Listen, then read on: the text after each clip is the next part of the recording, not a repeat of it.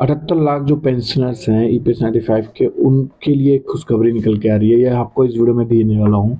काफ़ी महत्वपूर्ण जानकारी दोस्तों, जो कि आपको ध्यान से सुनना और समझना चाहिए, स्पेशली ये ईपीएस 95 पेंशनर्स के लिए है।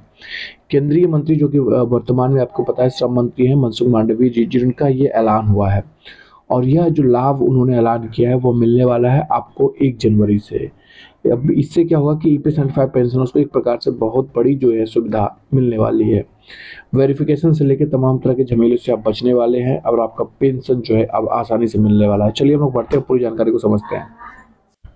दोस्तों, आपको बताते चले कि जो मनसुख मांडविया जी ने उन्होंने बहुत अच्छा फैसला लिया है। उन्होंने क्या किया कि ईपीएस 1995 के लिए सेंट्रलाइज्ड पेंशन पेमेंट सिस्टम यानी सीपीपीसी कर का उसको जो है उसको मंजूरी दे दी है। ये प्रस्ताव जो था सीपीपीसी का, इसको जो है मंजूरी दे दी। आपको बताते सिर्फ ईपीएस में ये समस्या नहीं थी। ईपीएस की एक सबसे बड़ी समस्या थी कि जो लोग जैसे कहीं जॉब कर रहे हैं, वो एक समय के बाद रिटायर हो गए 60 वर्ष की उम्र के बाद, अब वो कहीं अपने गांव जाके सेटल होना चाह रहे हैं, कहीं और जाना चाहते हैं, तो उनके लिए बहुत समस्या आती थी। उनको वेरिफिकेशन कराने के लिए तमाम तरह की दिक्कतों का सामना करना पड़ता। जैसे वो अपने गांव में रह रहे हैं तो उनको फिर जाना पड़ता था उस जगह पे, वहां पर जाके वेरीफाई कराना पड़ता था, तमाम तरह की समस्या। तो उसको उन्होंने क्या किया है कि न्यूट्रलाइज करते हुए एक सीपीपीएस करके प्रस्ताव था, उसको मंजूरी दे दिया। इससे क्या हो गया, जब आपका सीपीपीएस हो गया तो उससे अब आप कहीं पर भी बैठे हुए, आप रिटायर हुए, अपने गांव गए, वहां से भी अपने आसपास से जाके इसको अप्रूव करा सकते हैं। वह ईपीएफओ के शीर्ष फैसला लेने के लिए निकाय यानी सीबीडी की जो थी चेयरमैन भी है।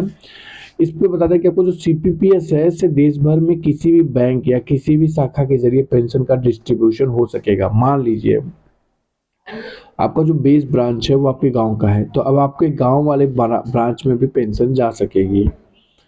अब सीपीपीएस की मंजूरी के देने के बाद उन्होंने कहा कि ईपीएफओ के मॉडर्नाइजेशन की दिशा में बढ़ते कदम है। इसके तहत पेंशनर देश में कहीं भी किसी भी बैंक या किसी ब्रांच से अपनी पेंशन को प्राप्त कर सकेंगे।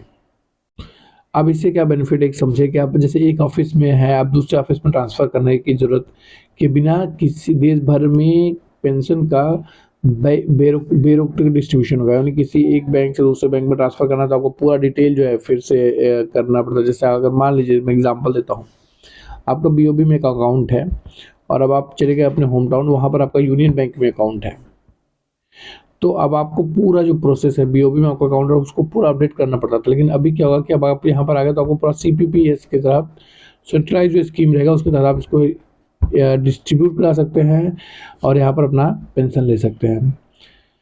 इससे सहूलियत होगा, रिटायरमेंट के बाद जो लोग होम टाउन चले जाते हैं उनको काफ़ी जो है राहत मिलने वाला है इससे।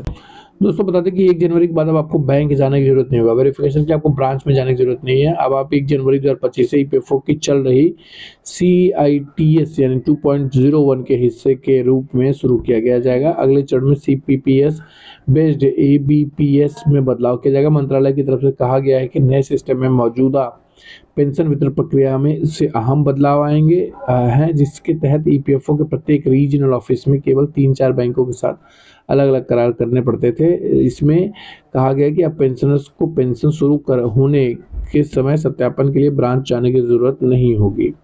साथ ही पेमेंट जारी होते ही तुरंत जमा भी कर दिया जाएगा, यानी अब आपको परेशान होने की जरूरत नहीं रहेगी। तो निश्चित तौर पे एक अच्छा फैसला है और पेंशनर्स के हक का है। ये काबिल तारीफ फैसला है मनसुख मांडविया जी का। आशा करता हूँ जानकारी पसंद आई हो, राय कमेंट में दीजिएगा, शेयर करिएगा। फिलहाल के लिए इसमें इतना दोस्तों, जानकारी चाहता जीरो के अपने दोस्त को याद दीजिए। अपना ख्याल रखिए, बहुत बहुत धन्यवाद। सब्सक्राइब नहीं किया चैनल को जरूर सब्सक्राइब कर लीजिएगा, कोई महत्वपूर्ण अपडेट मिस ना होने पाए। धन्यवाद।